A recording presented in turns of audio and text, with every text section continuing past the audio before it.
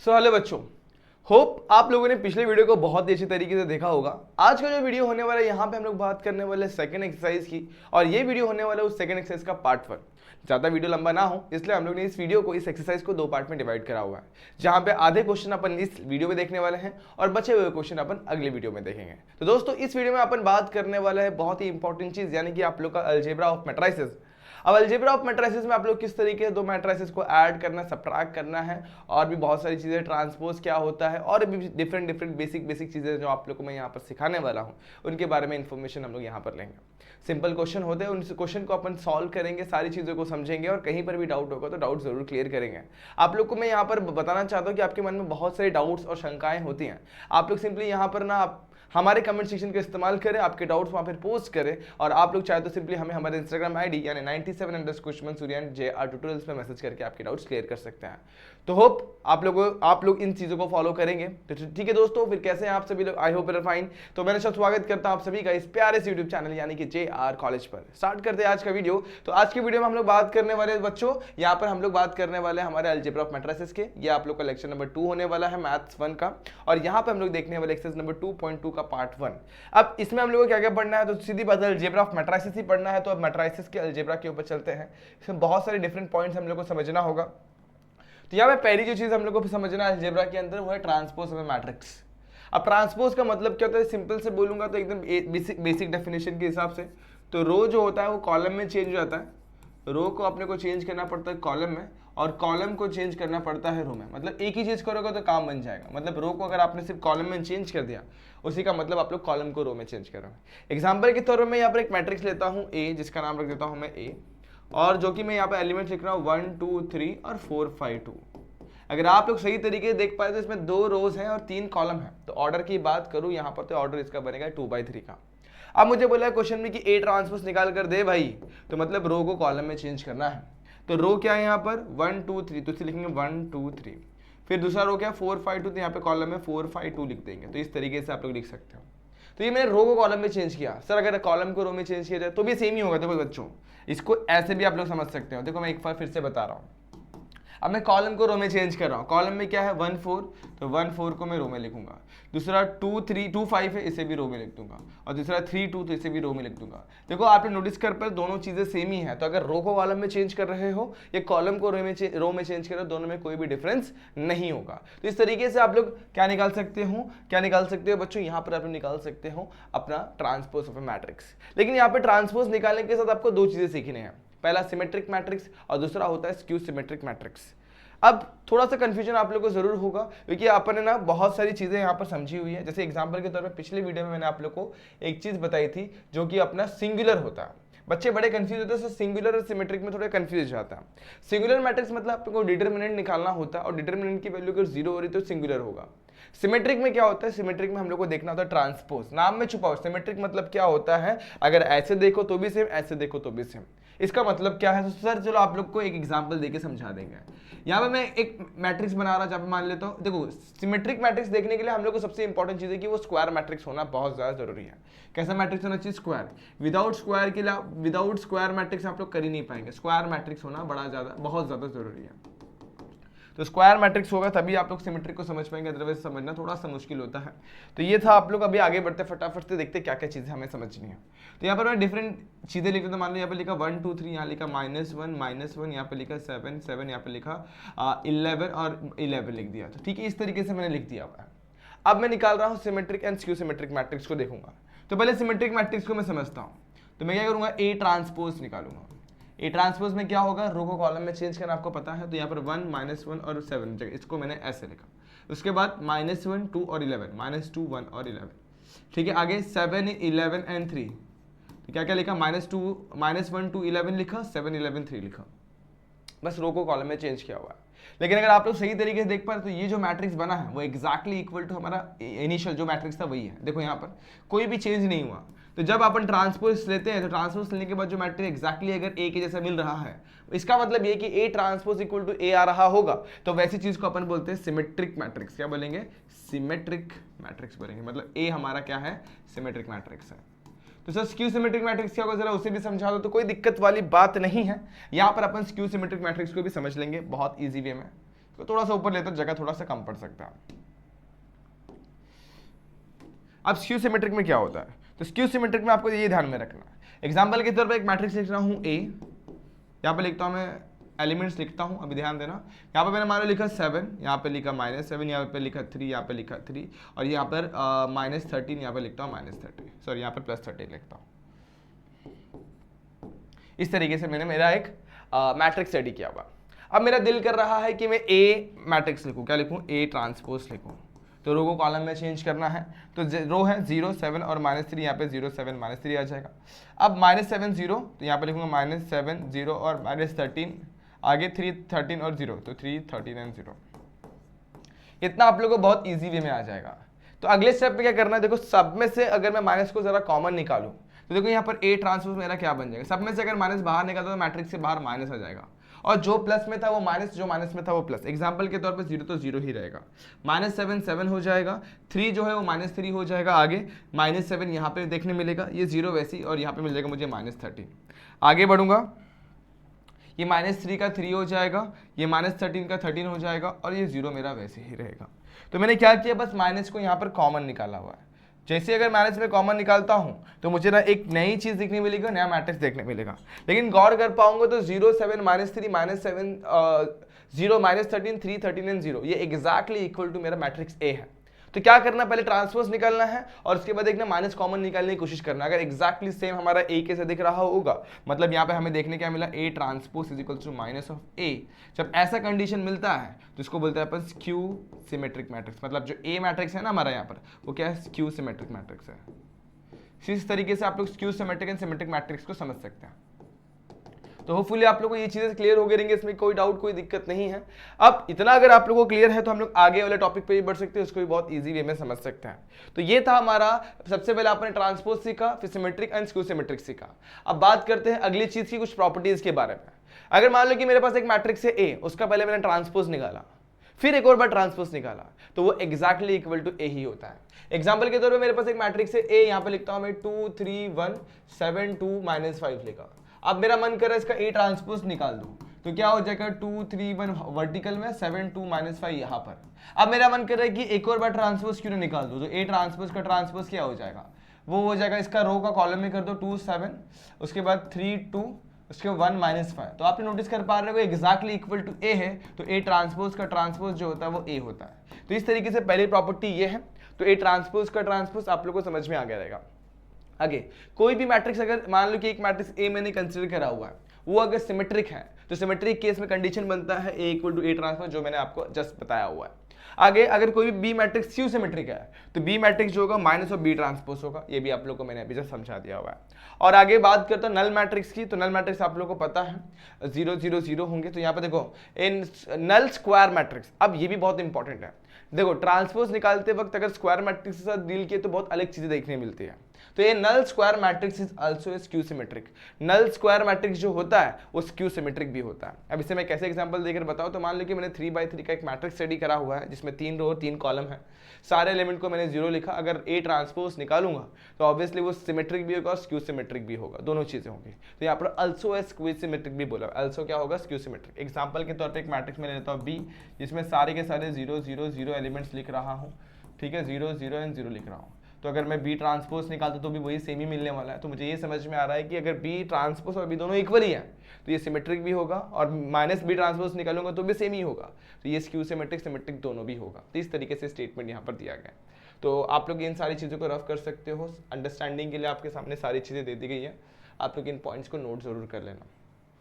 तो होपफुली ये भी आप लोगों को क्लियर हो गया रहेगा, इसमें कोई डाउट कोई दिक्कत है क्या बच्चों। अब आगे बढ़ते हैं इक्वालिटी ऑफ मैट्रिक्स के ऊपर। देखो क्वेश्चन सॉल्व करने के पहले आप लोग को बेसिक पता होना चाहिए। विदाउट नोइंग द बेसिक्स आप लोग डायरेक्टली क्वेश्चन पे जंप करोगे तो कुछ समझ में नहीं आएगा। तो मान लो कि मेरे पास एक मैट्रिक्स है ए, क्या बोला हुआ है, एक मैट्रिक्स है ए जिसका एलिमेंट मुझे दिया 1 2 3 दिया हुआ, 1 2 3 4 5 6 दिया हुआ। एक और मैट्रिक्स है मेरा बी, तो यहां पर मैं लिख लेता हूं मेरा मैट्रिक्स बी इस तरीके से। तो क्या मेरा ए और बी मैट्रिक्स इक्वल दिख रहा है आप लोग को, बिल्कुल इक्वल है। लेकिन मेरा मैं एक तरीके से ध्यान दूं तो अगर मैं बी ट्रांसपोज निकालता हूं तो क्या हो जाएगा 1 4 2 5 और 3 और 6 हो जाएगा, इस तरीके से हो जाएगा। अब आप नोटिस कर पा रहे हो तो ए और बी ट्रांसपोज क्या हो रहा है, इक्वल हो रहा है। तो इस केस में बोल सकता हूँ A equal to B transpose, इसी को बोलते हैं इक्वालिटी ऑफ मैट्रिक्स। मतलब each and every element of A is corresponding, मतलब एक मैट्रिक्स का each and every element of one matrix is exactly equal to the each and every element of other matrix, then उस matrix, दोनों matrix को अपन क्या बोलेंगे, वो दोनों इक्वालिटी में है यानी इक्वल है। अब एग्जांपल के तौर पे मैं एक एग्जांपल लेता हूँ, मान लो कि मेरे पास एक मैट्रिक्स है A जिसके अंदर एलिमेंट्स है x 1 5 2 ऐसे करके है, और एक मैट्रिक्स मेरे पास B है जिसमें एलिमेंट्स है 3 y 5 और z है, इस तरीके से। तो अब मुझे क्वेश्चन में बोल दिया है कि A और B मैट्रिक्स दोनों भी क्या है, इक्वल है। तो मैं क्या करूंगा, A और B को इक्वेट कर दूंगा, यानी कि क्या x 1 5 2 3 y 5 7। अब आप लोग कंपेयर कर पाओगे तो बाय इक्वालिटी ऑफ मैट्रिक्स, यहाँ पे एक स्टेटमेंट लिखना है, बाय इक्वालिटी ऑफ मैट्रिसेस, मैंने क्या बताया, each and every element of one matrix is exactly equal to the each and every element of the other matrix. मतलब कैसे, एग्जांपल के तौर पे उसका पोजीशन बड़ा मैटर करता है। तो यहाँ पर x की वैल्यू इक्वल हो जाएगी 3 के बराबर, 1 जो होगा y के बराबर होगा, 5 तो 5 के बराबर है, और z की वैल्यू जो मिलेगी हमें 2 मिल जाएगी। तो इस तरीके से अपन इक्वालिटी ऑफ मैट्रिसेस अप्लाई कर सकते हैं, और बहुत सारे क्वेश्चन में सॉल्व करते हुए इसका यूज अपन करने वाला है। तो फुली आप लोग को यहाँ तक के क्वेश्चंस क्लियर है, मतलब यहाँ तक की बेसिक चीज़ें आप लोग को समझ में आ गई रहेगी। अब बात करते हैं अगली चीज़ की, जो कि आप लोग का एडिशन ऑफ मैट्रिसेस है। बहुत इंपॉर्टेंट चीज़ है, जैसे कि मान लो कि एक मैट्रिक्स है A 1 2 3 4 5 6 ऐसे करके, एक मैट्रिक्स है B 1 2 4 5, या फिर मान लेते हैं कि 1 2 4 5 नहीं है, 1 7 9 11 ऐसे करके कुछ तो भी है। तो ये दोनों मैट्रिक्स को अपन ऐड नहीं कर सकते। किन्हीं भी दो मैट्रिक्स को ऐड करने का फंडा ये है कि सबसे पहले उन लोग का ऑर्डर सेम होना चाहिए, order must be same. Order same नहीं होगा तो अपन इसको ऐड नहीं कर सकते, सिंपल सी बात। तो इसका ऑर्डर मैं सेम कर देता हूं, अभी देखो यहाँ पर। तो कैसे करूंगा, यहाँ पर मैं लिखता हूँ -13 और यहाँ पे लिखता हूँ -6 लिख देता हूँ। चलो यहाँ पर लिख दिया। अब क्वेश्चन में बोला है कि भाई A प्लस बी आप लोग को निकाल कर देना है, तो कैसे करूंगा, A की जगह पर ये लिखो 1 2 3 4 5 6, और उसके बाद प्लस 1 7 -13, ओके, आगे 9 11 -6। अब जो जिस पोजीशन पे वो उस पोजीशन के साथ ऐड होगा। तो यहाँ पर 1 जो है 1 के साथ ऐड होगा तो 2 हो जाएगा, 2 ऐड होगा 7 के साथ 9 हो जाएगा, 3 प्लस -13, 3 -13 कितना हो जाएगा -10, 4 प्लस 9 13 हो जाएगा, 5 प्लस 11 हो जाएगा 16, एंड 6 -6 हो जाएगा 0। इस तरीके से हमें हमारा A प्लस बी मिलता है। तो ये अपन ने A प्लस बी निकाला, similarly A plus B plus C अगर होगा तो वो भी निकाल सकते हैं, मल्टीपल चीजें अपन ऐसे फाइंड आउट कर सकते हैं। तो होपफुली आप लोगों को ये समझ में आ गया रहेगा एडिशन ऑफ मैट्रिसेस। अब यहाँ पर 2 था, अपन मल्टीपल चीजों को भी ऐसे ऐड कर सकते हैं। अब यहाँ पर स्केलर मल्टीप्लिकेशन ऑफ मैट्रिसेस, ये थोड़ा ज्यादा इतना हार्ड भी नहीं है, बहुत ईजी है। तो मान लेते हो कि एक मैट्रिक्स A मुझे दिया गया है 4 5 1 9 9 2 और 1 1 -11 दिया गया। अब मेरी इच्छा हो रही है कि मैं ये एक वैल्यू निकालूं। मुझे क्वेश्चन में बोला गया 7 टाइम्स A आपको निकालना है। तो क्या करने का, 7 मल्टीप्लाई बाय 4 5 1 9 9 2 1 1 -11 लिख दूंगा, और 7 को जैसे अंदर मल्टीप्लाई करूंगा, 7 4 जा 28, 8 7 5 जा 35, 7 1 जा 7 हो जाएगा। 9 से मल्टीप्लाई करूँ, 9 7 जा 63, और यहाँ पर भी 69 9 2 जा 7 2 जा 14 हो जाएगा, 7 1 जा 7, और यहाँ पर आ जाएगा -77। तो इस तरीके से आप लोग 7A निकाल सकते हो। तो यहाँ पर जो अपने 7 से मल्टीप्लाई किया ना, 7 से मल्टीप्लाई किया, that 7 is known as scalar. और जैसे अपन 7 से मल्टीप्लाई कर रहे हैं और हम लोग हमारा कुछ तो भी नया चीज निकाल रहे हैं, तो उसी को बोलेगा अपन स्केलर मल्टीप्लिकेशन।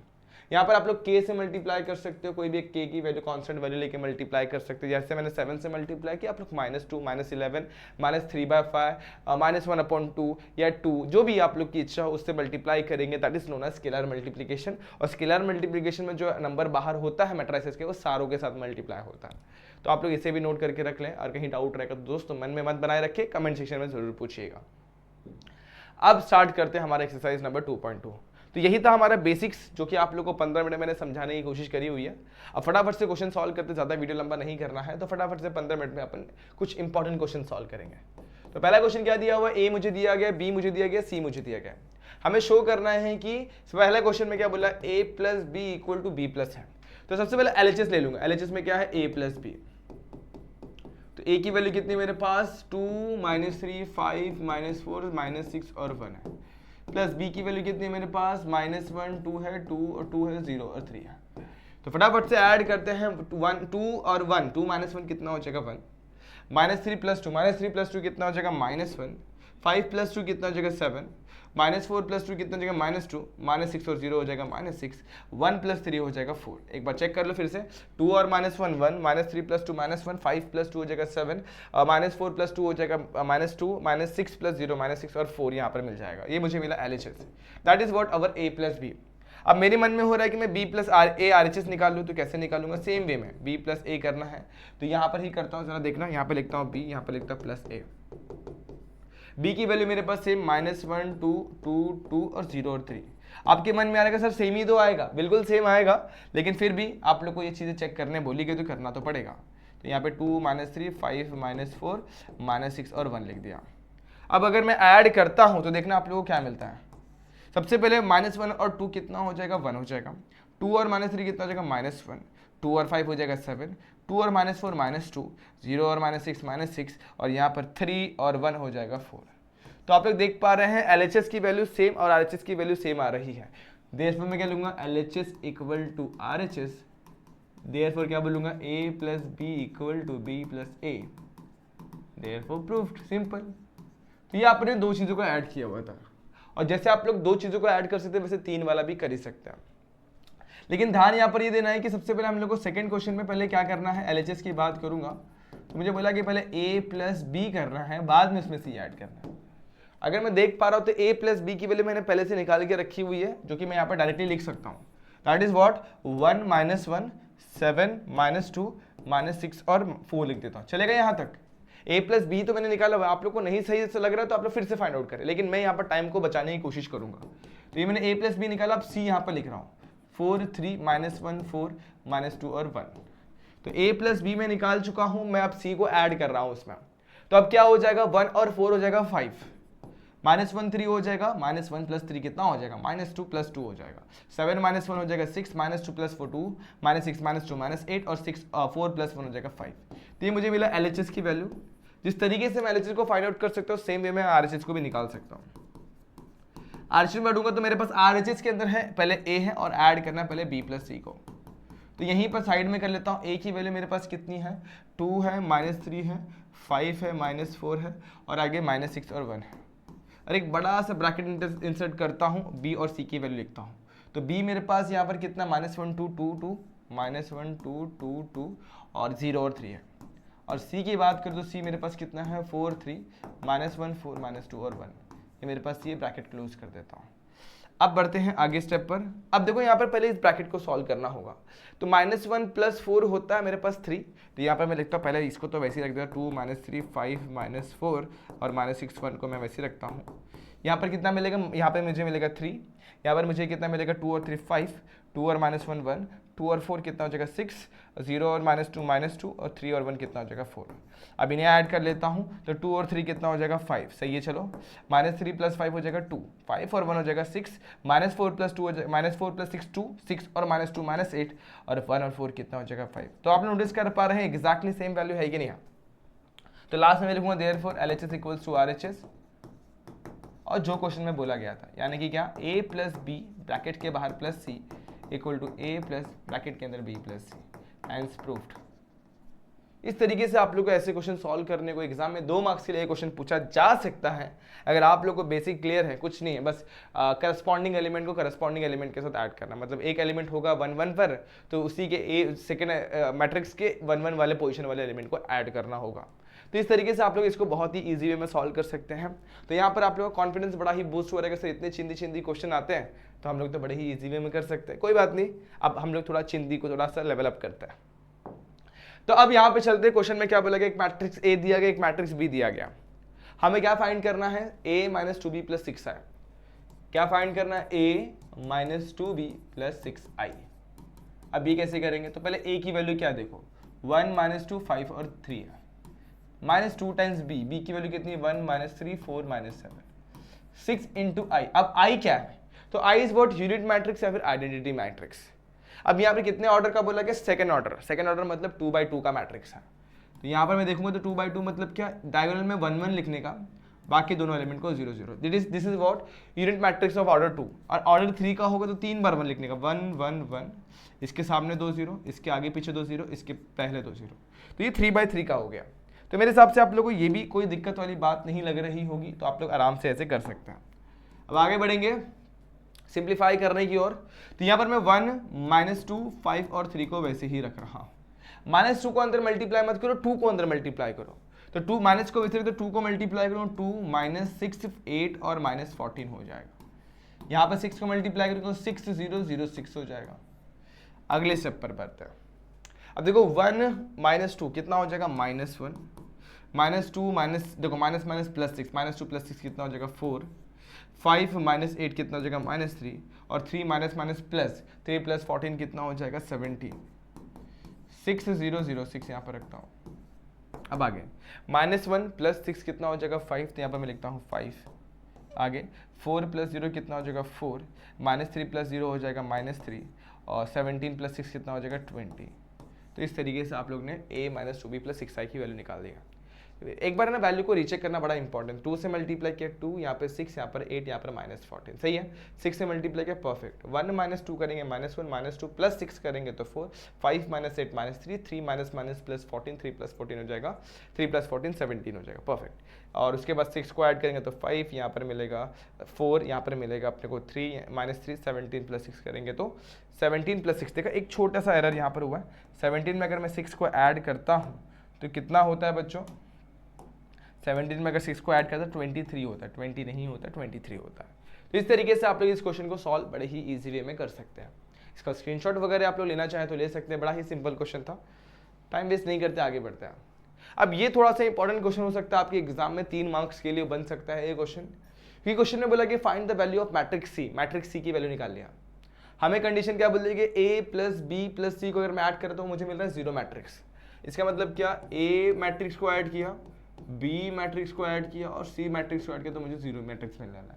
0 मैट्रिक्स का मतलब क्या, अब a का वैल्यू लिखता क्या यहाँ पर कितना है, 1 है, 2 है, -3 है, बराबर। इधर -3, 7, -8 है, 0, -6 और 1 है। b मेरे पास है 9, -1, 2 है, -4, 2, 5 है, 4, 0, -3। C मेरे पास नहीं, जो कि मुझे फाइंड आउट करना है। अब यहाँ पर 0 बोला हुआ, 0 मैट्रिक्स मतलब क्या, 0 मैट्रिक्स का मतलब नल मैट्रिक्स। सारे के सारे एलिमेंट जो कि सिंस 3/3 का मैट्रिक्स है, यहाँ पे 3/3 का एक मैट्रिक्स रेडी करना और सारे वैल्यूज को यहाँ पर 0 लिख देना। अब इन दोनों को ऐड करना है, वहां पे लेके जाके सब्ट्रैक्ट कर देना है। 1 और देखो ऐड करता हूं तो 1 और 9 मुझे यहाँ पर 10 मिलेगा, 2 - 1 1 मिलेगा, -3 + 2 -1, -3 -4 -7 7 + 2 हो जाएगा 9, -8 + 5 -3, 0 4 हो जाएगा, -6 0 -6, 1 और -3 -2 हो जाएगा। एक बार चेक कर लो ताकि एरर ना हो, आप लोग मिला लो वैल्यूज़ को तो थोड़ा आप लोग का जो कॉन्फिडेंस ज़्यादा बूस्ट होगा। अच्छा आप लोग यहाँ पर ये कर रहे हैं क्या, क्वेश्चन को देख तो ले रहे हैं, आप लोग आंसर देख कर लिख रहे हैं तो फिर गलत कर रहे हो। आप लोग क्या करो, पहले क्वेश्चन को सॉल्व करने की कोशिश करो, जहां अटकोगे वहां पे सॉल्यूशन को देखना। अब देखो यहाँ पर क्या दिया हुआ, चलो देखते हैं। 1 + 9 10, 2 1 -1, ठीक है, -3 + 2 -1, -3 -4 -7, 7 + 2 9, -8 + 5 -3, 0 और 4 4 हो जाएगा, -6 + 0 -6 होगा, 1 और -3 कितना होगा, 1 और -3 -2 हो जाएगा। अब ये पूरा उठा के वहां पे लेके जाके सब्ट्रैक्ट करेंगे तो सी की वैल्यू मिल जाएगी 0 0 0 0 0 0 और 0 0 0 विद नेगेटिव साइन लेंगे यहाँ पर 10 1 -1 7 -7 9 और -3 4 -6 और -2। अब इन दोनों को अगर मैं सब्ट्रैक्ट करता हूं तो एक्चुअल में हम लोग को क्या मिलने वाला मालूम है, यही मैट्रिक्स मिलेगा विद अपोजिट साइन। तो मतलब मुझे जो सी मैट्रिक्स मिलने वाला है क्या मिलेगा, देखो 0 -10 तो मतलब -10 होगा, उसके बाद -1 होगा, उसके बाद 1 7 9 और 3 7 -9 और 3 मिलेगा, -4 6 और 2, मतलब जो भी यहाँ पर मैट्रिक्स हमें मिला था उसका एग्जैक्टली साइन उल्टा करके लिखा है। 10 -1 1 7 -9 3 और -4 6 और 2, तो इस तरीके से हम लोग ने लिखा। तो ये था आप लोग का मैट्रिक्स सी फाइंड आउट करने का एक तरीका, जो कि आप लोगों को बहुत सिंपल लगा होगा, कोई दिक्कत वाली बात ही नहीं सर, सिंपल इक्वेशन जैसे बचपन में सॉल्व करते वैसे ही है। तो सिंपल, तो आप लोग इस क्वेश्चन को बहुत ईजी वे में कर सकते हैं। मेरे हिसाब से इसमें कोई डाउट नहीं हुआ रहेगा, डाउट हुआ रहेगा तो कमेंट सेक्शन में जरूर पूछिएगा। तो होपफुली हम लोग आगे वाले क्वेश्चन पे बढ़ते हैं और उन क्वेश्चन को सॉल्व करने की कोशिश करते हैं। अगला क्वेश्चन, क्वेश्चन नंबर 4।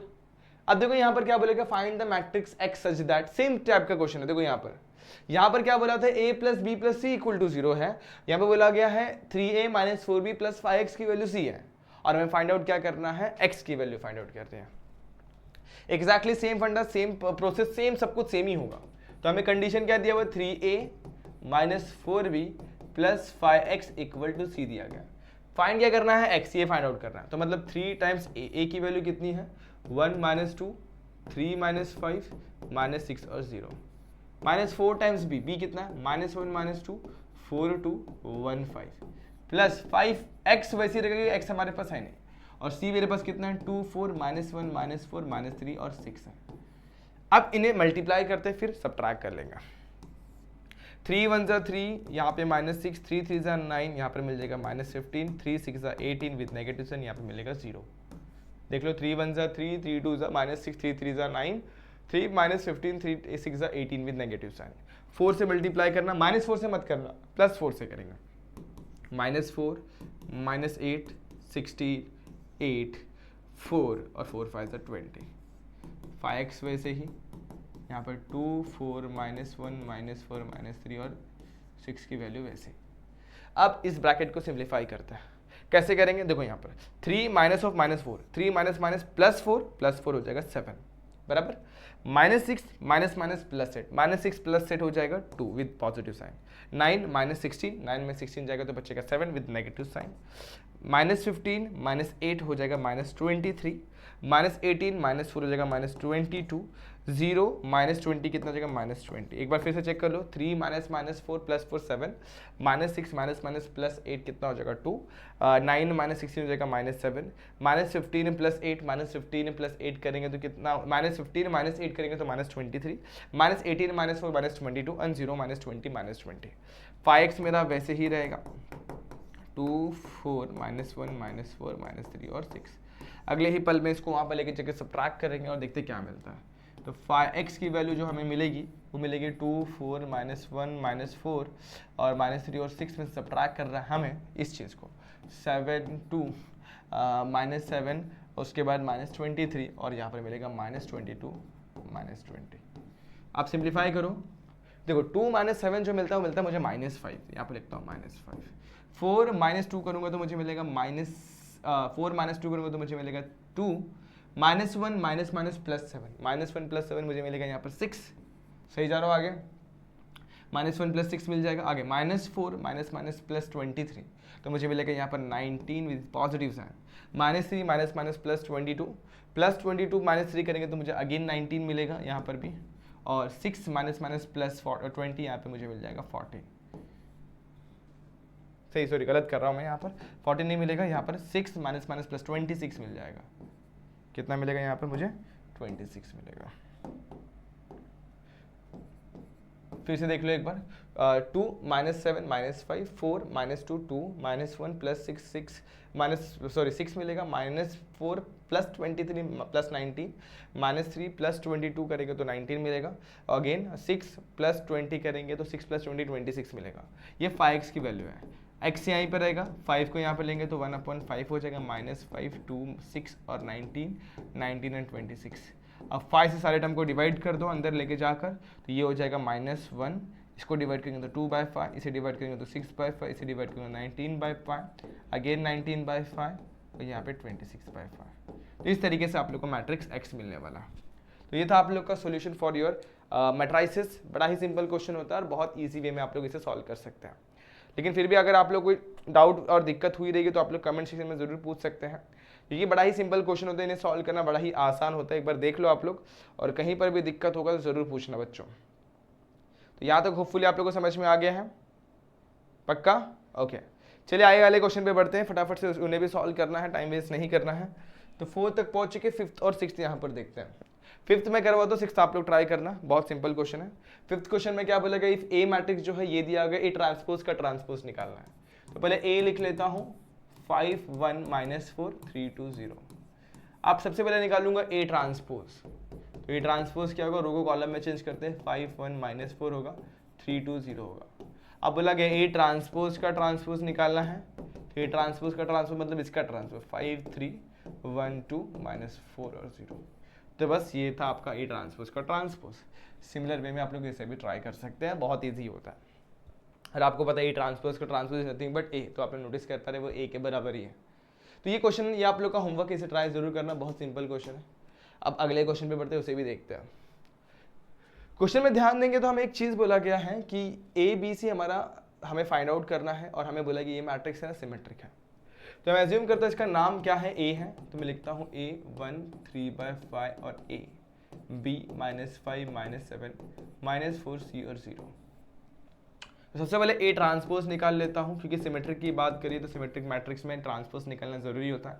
रो को लिखता हूँ कॉलम में, रो को लिखता हूँ कॉलम में और रो को लिखता हूँ कॉलम में। सीन्स हमें क्या बोल दिया गया है, matrix A is symmetrics, matrix A is symmetric.